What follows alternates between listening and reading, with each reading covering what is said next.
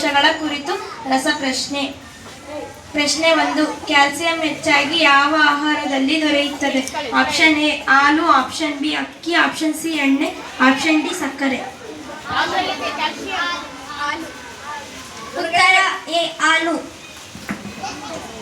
ಪ್ರಶ್ನೆ 2. Vitamin C ಹೆಚ್ಚಾಗಿ ಯಾವ ಹಣ್ಣಿನಲ್ಲಿ ಸಿಗುತ್ತದೆ? ಆಪ್ಷನ್ ಎ ಸೇಬು, ಆಪ್ಷನ್ ಬಿ ಕಿತ್ತಳೆ, ಆಪ್ಷನ್ ಸಿ ಬಾಳೆಹಣ್ಣು, ಆಪ್ಷನ್ ಡಿ ದ್ರಾಕ್ಷಿ. ಉತ್ತರ ಬಿ ಕಿತ್ತಳೆ. ಪ್ರಶ್ನೆ 3. ರಕ್ತಹೀನತೆಯನ್ನು ತಡೆಯಲು ಯಾವ ಖನಿಜ ಮುಖ್ಯ? ಆಪ್ಷನ್ ಎ ಕಬ್ಬಿಣ, option B calcium, option C potassium, option D sodium.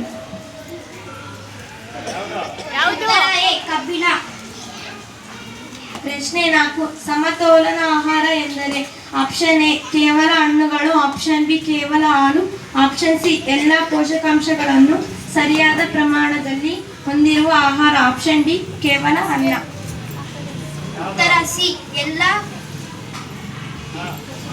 ಎಲ್ಲ ಪೋಷಕಾಂಶಗಳನ್ನು ಸರಿಯಾದ ಪ್ರಮಾಣದಲ್ಲಿ ಹೊಂದಿರುವ ಆಹಾರ.